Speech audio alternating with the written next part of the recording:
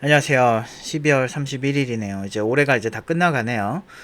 이제 여러분들 경제가 많이 힘들어지면서 많이 좀 힘드셨을 텐데, 좀 열심히 하시면, 특히나 개발자 쪽은 그래도 일정 수준 이상 되면 좀 안정적인 편이니까 같이 좀 열심히 하셨으면 좋겠어요. 저도 열심히 할 생각이고, 이제 가능하면 좀 도움을 드릴 만한 영상들을 많이 만들려고 지금 노력을 하고 있거든요. 근데 좀 질문을 많이 주시면 제가 많이 도와드리는데 노력을 한번 해보도록 하겠습니다. 아무튼 오늘 올 한 해 동안 수고 많으셨습니다.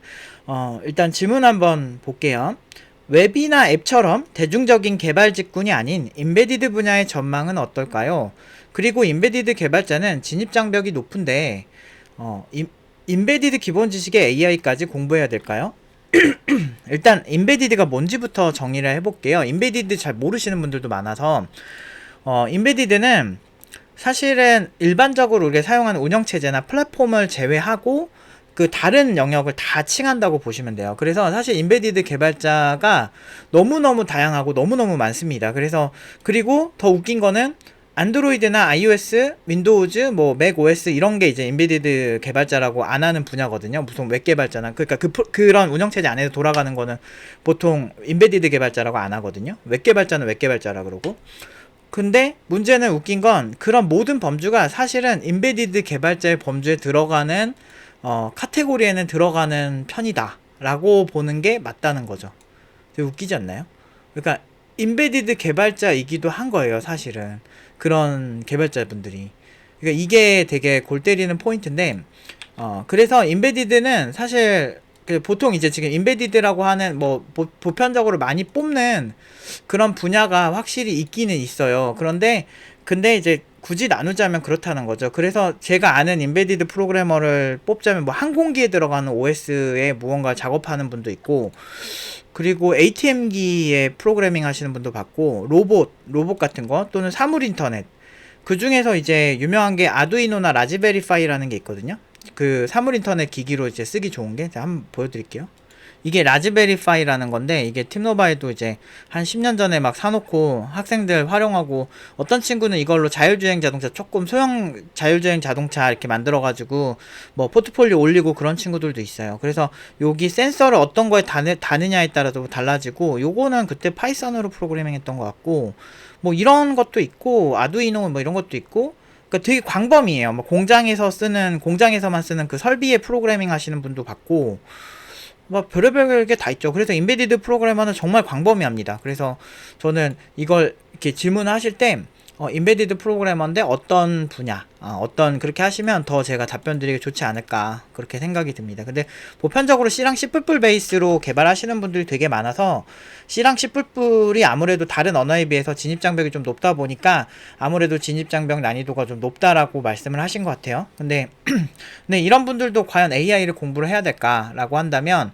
하면 너무 좋죠. 왜 그러냐면 이제 이런 우리 보통 이제 그 인공지능 이제 모델 중에 대규모 언어 모델이라는 건 많이 들어보셨을 거예요.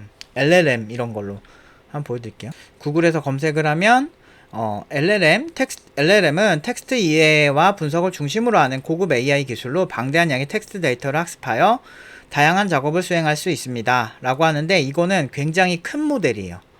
대표적으로 뭐 라마 막 이런 모델들 되게 또 미스트랄 이런 것들도 있죠. 그래서 요런 이렇게 모델들이 되게 그 대기업 또는 글로벌 그런 IT 기업에 의해서 많이 개발이 되고 있죠.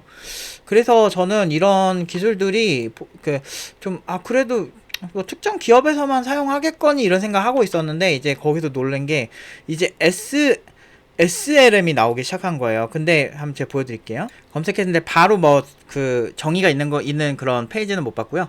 SLM이랑 SLLM을 제가 그냥 이렇게 설명을 드릴게요. 일단 SLM은 소규모 언어 모델로 이제 휴대폰이나 아주 작은 기기에도 막 들어가는 인공지능 모델인 거예요. 뭐 테슬라 같은 경우도 테슬라는 근데 좋은 PC긴 한데 그래도 막 그 대규모 언어 모델 같이 막 엄청난 컴퓨터는 아니잖아요. 그런 자동차에서도 활용할 수 있고 그런 SLM의 시대가 이제 뭐 작년부터 이제 오기 시작했다라고 해서 이제 많이 이렇게 좀 기기들에 탑재되고 있었어요. 조금씩 대기업 위주로 해서 지금 그 시장이 열리고 있거든요. 그래서 인베디드 개발자가 그것까지 할 줄 알면 이제 미쳤죠. 사실은 어마어마한 시너지가 나겠죠. 워낙에 이런 개발자 부족하기도 하고. 근데 SLLM 같은 경우는 좀 경량화된 대규모 언어 모델이라 지금 이제 뭐 상대적으로 뭐 LLM에 비해서는 좀 더 이렇게 낮은, 그러니까 그것보다 조금 더 좋지 않은 그런 기기나 환경에 의해서 할 수 있겠지만, 우리가 딱 그 피부에 와닿는 거는 사실은 저는 이 SLM이라고 생각을 해요.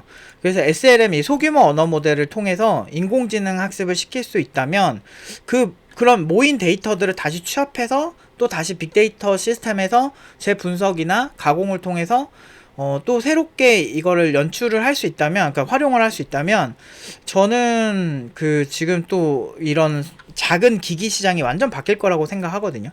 그래서 사실 지금 제 생각은 정말 이거 오히려 인베디드 중에서 이제 이런 기기에 들어가는 프로그래밍을 하시는 분들은 하시면 너무너무 좋다라는 생각이 들죠. 물론 이게 너무 광범위해서 무조건 하셔라 라고 말할 수는 없어요. 그런데 하면은, 근데 뭐 그러다가 또 인공지능 개발자로 넘어가도 되고, 인공지능 플랫폼이 되게 많아요. 요새 이런 경량화된 플랫폼 많이 나오거든요.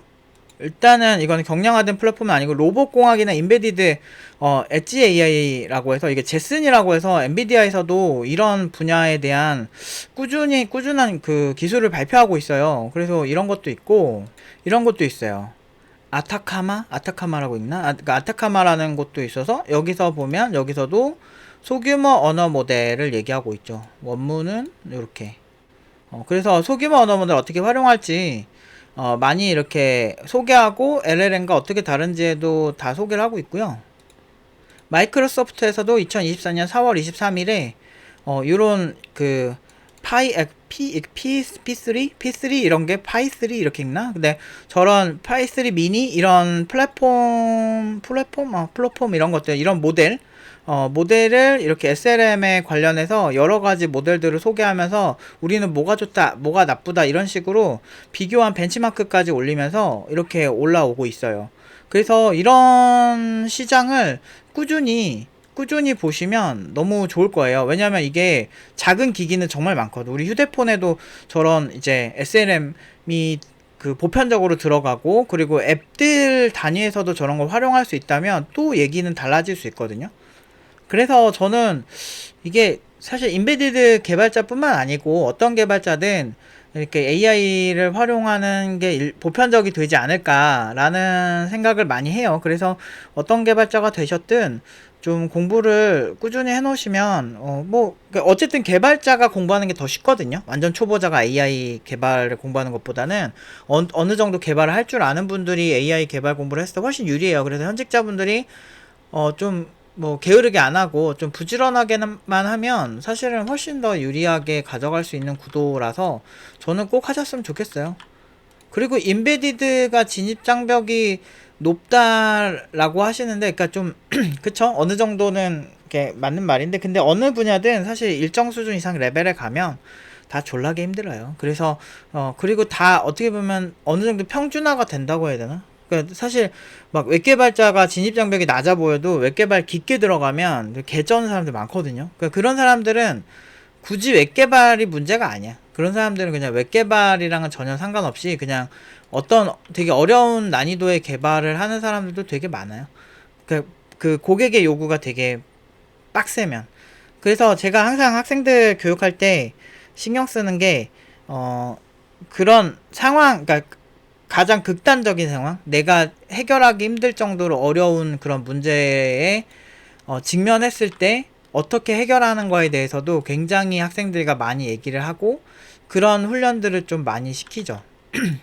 그렇게 해야 학생들이 좀 더 강력해집니다. 저는 그거를 좀 많이 봤어요. 그러니까 그렇게 좀 강하게 키워야 뭘 하든지 할 수 있어요. 그래서 저는 이런 거 할 때 아마 스트레스가 좀 많이 발생하실 건데, 기존에 하시던 플랫폼이랑 많이 다르니까.